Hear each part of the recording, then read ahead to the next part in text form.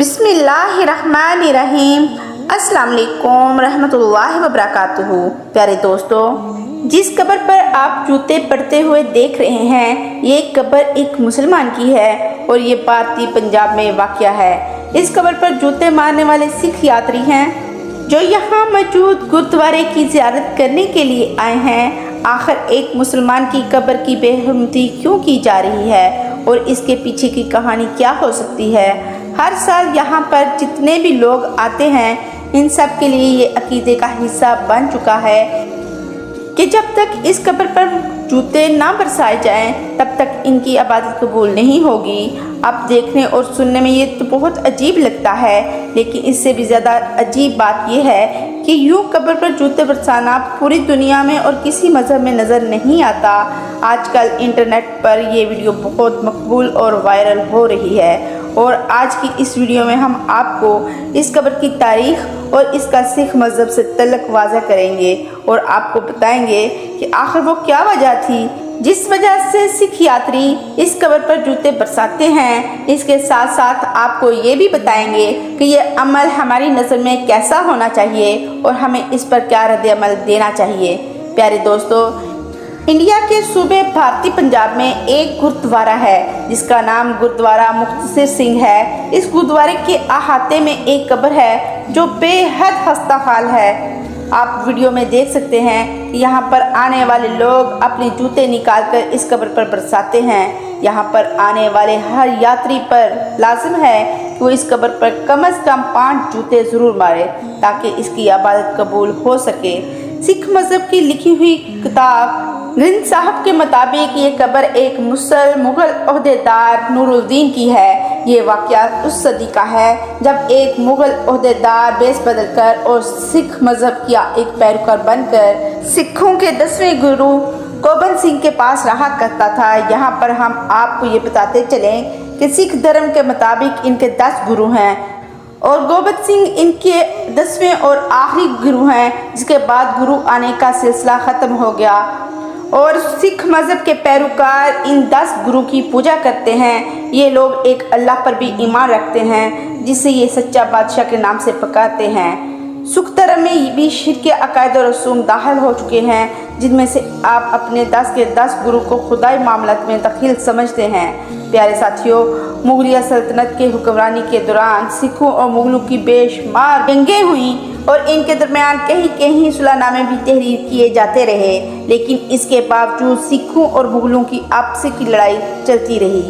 इसीलिए सिखों के अंदरूनी राज जानने के लिए एक जासूस के रूप में नूरुद्दीन को भेजा गया, जो कि एक आला मुगलिया ओहदेदार था। याद रहे कि ये सिखों किताब ग्रंथ सिंह के अलावा इस वाक़े का तज़किरा कहीं और नहीं मिलता, इसलिए इस वाक़े को हक़ाइक़ से साबित करना बेहद मुश्किल काम है। ज़्यादा ख्याल यही है कि ये सिखों की जानिब से गढ़ा हुआ एक अफसाना है जिसका हकीकत से कोई लेना देना नहीं है। देखो कि मजहबी किताब ग्रंथ साहब के मुताबिक गोबिंद सिंह के गुरुद्वारे में रिहाइश हासिल कर चुका था। इन्हीं दिनों में सिखों की मुगलिया सल्तनत से कई लड़ाइयाँ हो चुकी थीं, लेकिन कोई फैसला कुन नतीजा बरआमद नहीं हो रहा था। इसीलिए नूरुद्दीन ने सोचा कि जब तक सिखों के गुरु गोबिंद सिंह का कत्ल नहीं किया जाता, तब तक इस सारी लड़ाई का किसी फैसले के नतीजे पर पहुंचना बहुत मुश्किल होगा और इसने सिख गुरु गोबिंद सिंह को कत्ल करने का बेड़ा उठा लिया।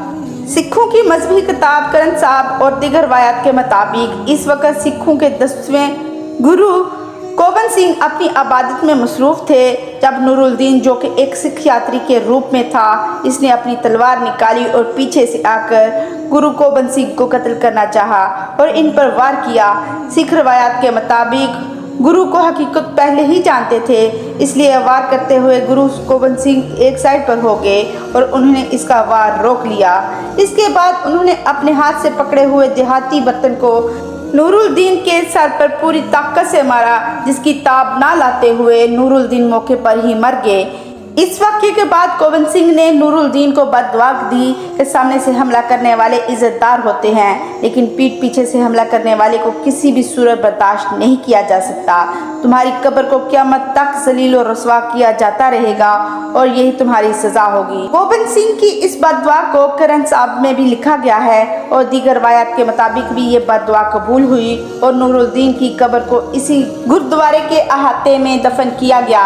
इसके बाद गुरु गोबिंद सिंह की जानिब से हर सिखी यात्रा पर यह लाजिमी करार पाया कि जब भी इस गुरुद्वारे की ज़ियारत को आए तो नूरुद्दीन की कब्र पर 5 जूते जरूर मारे, क्योंकि ये सिख धर्म का बागी और जासूस था जिसने इसके 10वें गुरु गोबिंद सिंह की पीठ पर वार करने और इन्हें कत्ल करने की कोशिश की थी।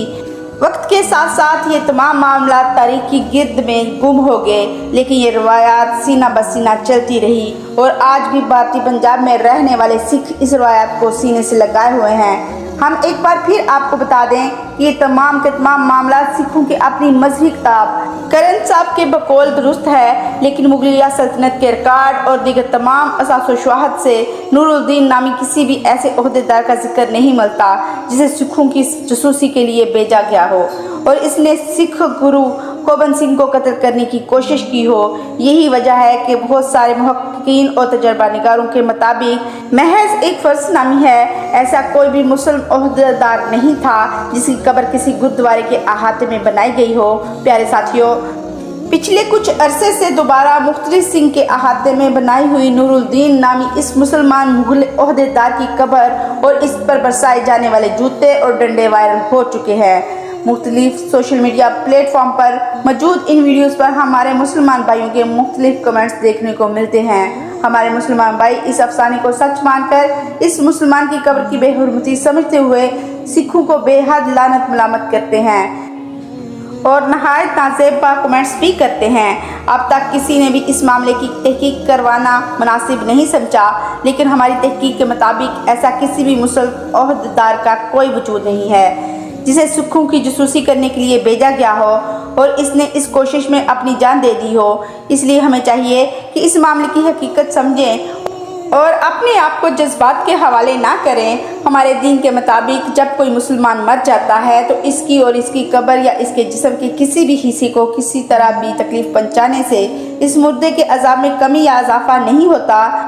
दूसरा पहलू भी हम आपके सामने वाज़ेह कर चुके हैं कि ऐसा किसी मुसलमान ओहदेदार का कोई वजूद नहीं है जिसे मुगलिया सल्तनत की जानिब से ऐसा कोई काम सौंपा गया हो।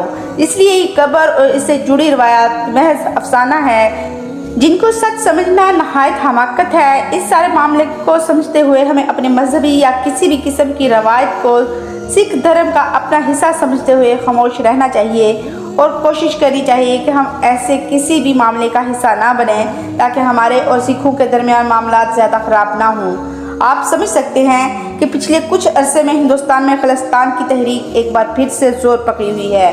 अक्लमंदी का तकाजा यही है कि तमाम हालात व वाक़यात को समझा जाए और इस तरह के छोटे मोटे मामलात को पहाड़ बनाने की बजाय इन्हें नज़रअंदाज किया जाए, ताकि कल को अगर हमारे पहलू में एक और रियासत बने तो हमारे इनके साथ ताल्लुकात खुशगवार हों। जब हम ये जान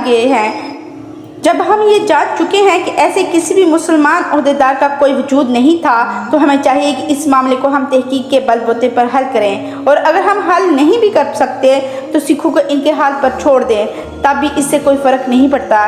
जैसे हज़रत अबू अब्दुल्ला बिन ज़ुबैर रज़ी अल्लाह ताला अन्हो जब अपनी माँ अस्मा बिन अबू बकर रज़ी अल्लाह ताला अन्हा के पास गए और कहा कि अम्मा, मुझे डर है कि हज्जाज बिन यूसुफ की फ़ौजें मुझे कत्ल करने के बाद मेरी लाश का मसला करेंगी और मेरे अज़ा काट देंगी। तो इस पर सैयदा ने इरशाद फरमाया कि मेरे बेटा, ज़बह हो जाने के बाद बकरी को इसकी खाल उतारने या इसका गोश्त बनाने से कोई तकलीफ़ नहीं होती, इसलिए हमें भी इस मामले को फरामोश कर देना चाहिए और ऐसी वीडियोस पर नाज़ेबा कमेंट्स नहीं करने चाहिए ताकि हमारे मजहबी रवादारी को फ़रोग़ हासिल हो और कल को हम भी सिखों की इस तहरीक का हिस्सा बने और अपने पहलू में बनने वाली इस रियासत को खुश आमदीद कह सकें।